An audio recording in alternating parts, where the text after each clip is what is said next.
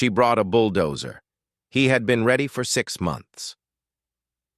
The morning was perfectly still, the lake like glass, birds just starting. Then the sound hit, diesel engines grinding metal, and a yellow bulldozer the size of a small house pressing its blade against the fence. He had built with his own 2 hands. She thought this was his ending. She had no idea it was hers. Chris Marshall was 41 years old when he finally stopped building things for other people. 15 years as a structural engineer. 15 years of making other people wealthy, watching other people's names go on buildings he had designed, structures he had kept from falling. He was good at it, genuinely good. The kind of engineer who understood not just how things hold together, but exactly where they fail under pressure. He had been planning his exit for a long time. The 4.2 acres he found in Millbrook County shouldn't have been available at $187,000. Lakeside property in that region didn't sell that cheap, but this parcel had been sitting abandoned since 2009. Roof caving in, barn walls cracked, 200 feet of fence completely consumed by overgrowth, and a shoreline so thick with invasive reeds you couldn't even see the water from the house. Most buyers walked it once and kept going. Chris walked it twice and made an offer that same afternoon. What followed was 14 months of work that most people wouldn't attempt and fewer could finish. He tore the roof down to bare rafters and rebuilt it in standing seam metal, reinforced the barn foundation and converted it into a workshop, drilled a private well, installed a solar array, built a dock from scratch, 10 feet long, wide enough, for a kayak and a folding chair pegged and screwed against lateral movement. He set 200 linear feet of cedar post and rail fence along the eastern boundary. Every post seated in concrete 18 inches deep, every rail hand fitted, hand sealed. He had built something real, something earned, something worth protecting, and he had done his legal homework long before the first tool came out of the truck. Before he ever signed the purchase agreement, Chris spent an evening with Millbrook County's public parcel database, cross-referencing every easement, every encumbrance, every HOA declaration in the county index. His parcel, ML4471B, sat clearly and unambiguously outside the recorded boundary of the Lakeside Pines residential subdivision. The local HOA, LPHA, exercised authority within a specific platted development whose eastern edge ended at Ridgeline Road. Chris's property sat 340 meters southwest of that line. He confirmed it 3 ways: the county map, the survey report, the deed itself, with GPS coordinates precise enough to locate within a few feet. He was not in the HOA. He had never been in the HOA. That was a primary reason he had chosen this parcel. He thought that was settled. He was wrong. It was a Tuesday afternoon in late spring when the black sedan pulled up to his front gate. The woman who stepped out was perhaps 52, dressed in a sharp navy blazer, clipboard in hand, moving up the gravel drive with the ease of someone who had never once been told no by anyone she considered beneath her. Her name was Pamela Covington, 4-term president of LPHA. She looked over Chris's restored property, from roofline to fence rail, with an expression he recognized from years of project meetings. Not admiration, appraisal. The look of someone calculating what something is worth before deciding how to take it. She informed him, without any transition or explanation, that the LPHA board had voted to extend its community service area. His property would be automatically incorporated into the new management zone beginning next quarter. Annual fee, $2,400, plus a 47-clause compliance document, plus what she called exterior aesthetic alignment. Chris asked her one direct question. Did his parcel fall within the legal boundary of LPHA's recorded jurisdiction? She gave him the smile of someone unaccustomed to being questioned, told him that LPHA had the authority to expand its community footprint, that he would find cooperation to be in his best interest. She placed a blue envelope on the gate rail and walked back to her car. Chris took the envelope inside, poured a coffee, and walked down to the dock. He sat watching a great blue heron work the shallows for a while. Then he went inside and opened his filing box. Because something Pamela had said was already bothering him, not what she said, but the way she said it. The way someone speaks, when they've done this before, when it's worked before. He was going to make sure it didn't work this time. That same night, spread across his kitchen table, Chris confirmed everything he already knew. His deed, his survey.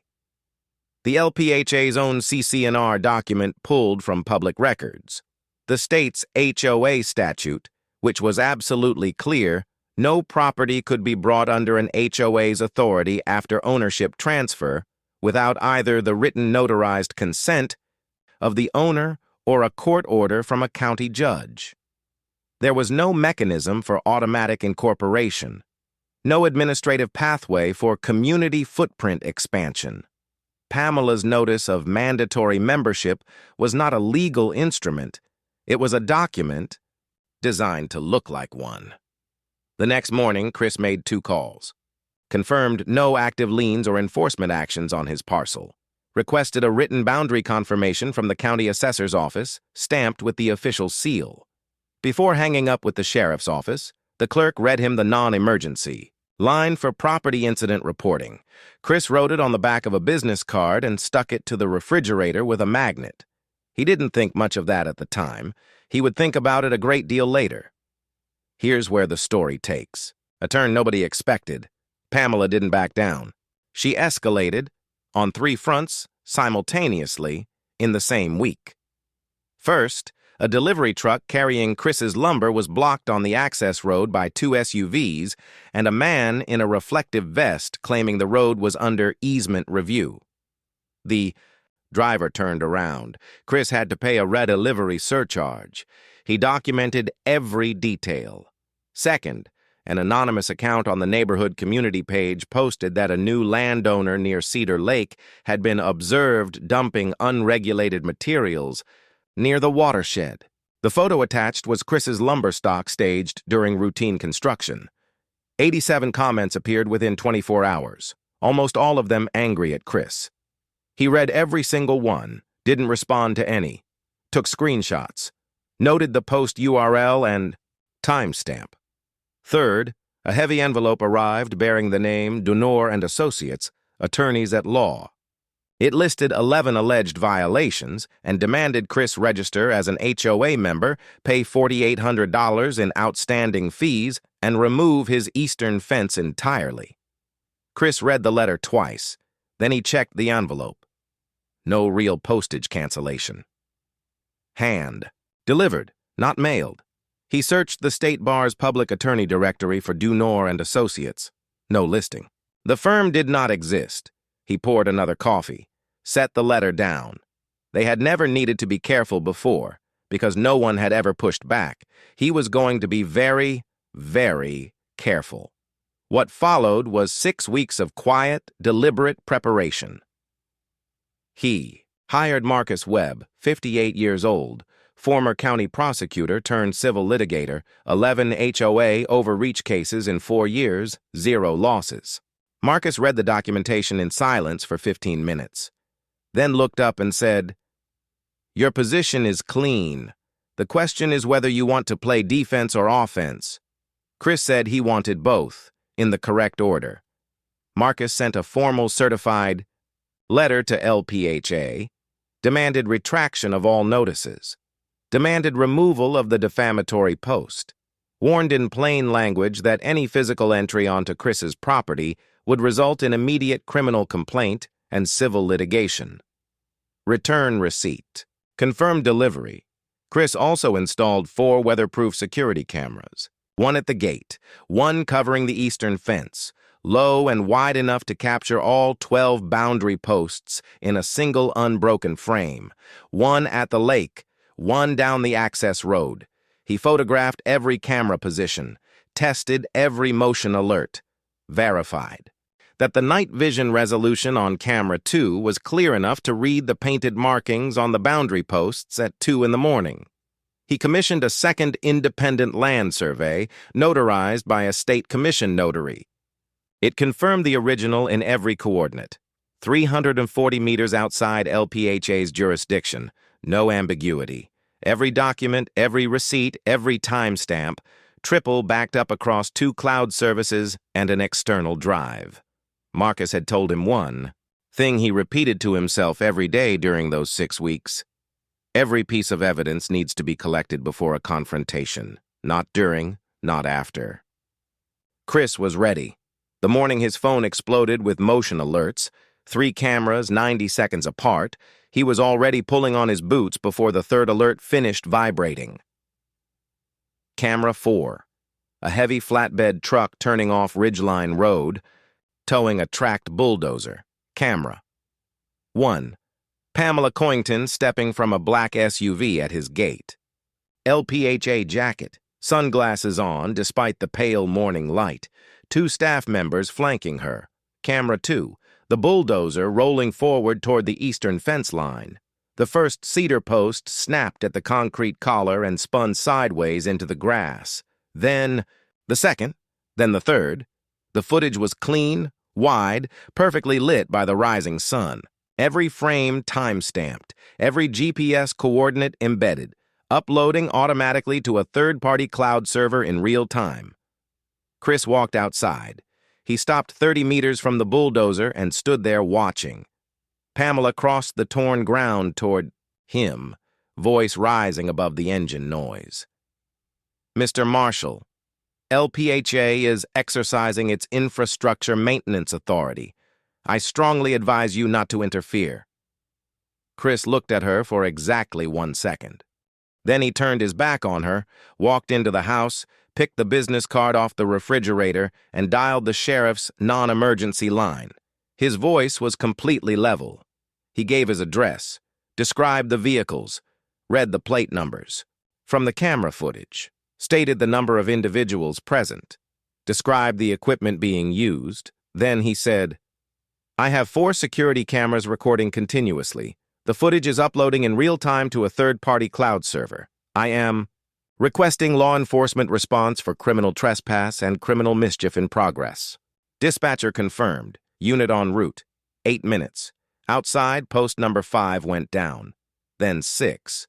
Chris stood near the window and watched the camera footage feed on his phone.